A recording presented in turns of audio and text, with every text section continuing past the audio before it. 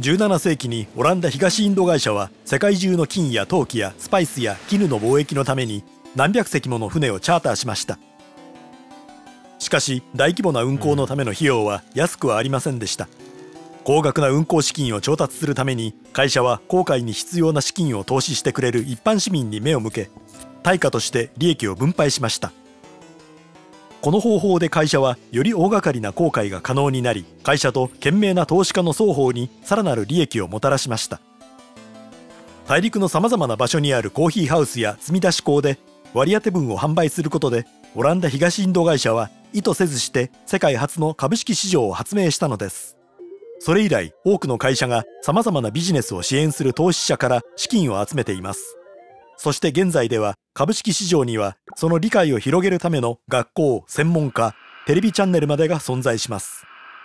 しかし現代の株式市場は当初の形態よりもとても複雑になっています。では現在会社と投資家は市場をどう利用しているでしょ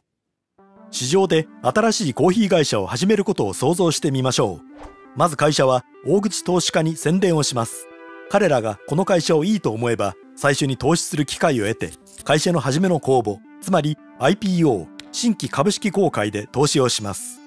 これで会社は上場企業として公開され、このビジネスで利益を得られると信じる会社や個人が株を買うかもしれません。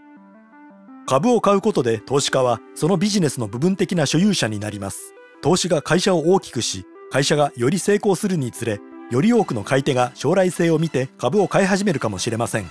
これらの株の需要が高まるにつれ株価が上がり、将来の買い手の買い値も上がり、すでにその会社の株を所有している人々の株の価値も上がるのです。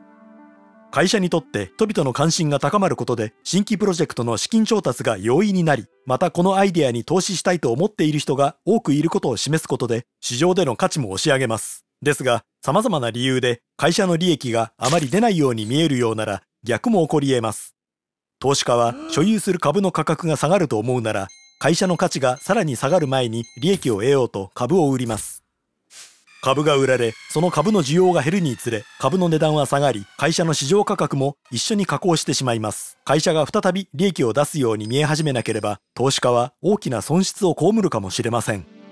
この需要と供給の変動は多くの要因に影響されます。会社は避けられない市場の力に影響されています。変動する材料価格や生産技術の変化や労務費の変動などです。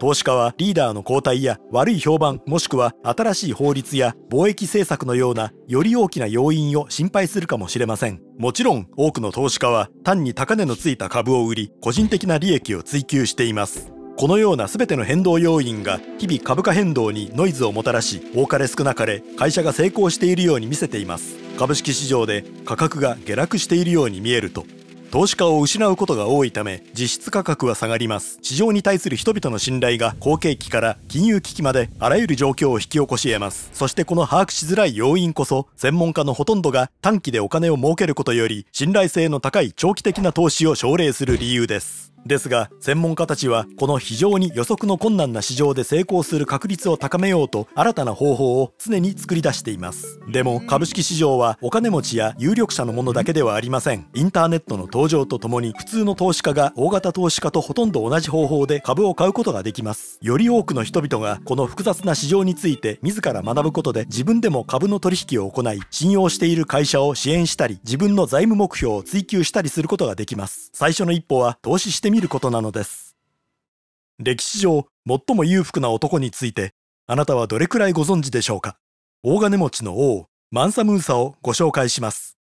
彼が訪れる先は経済が不安定になると言われています。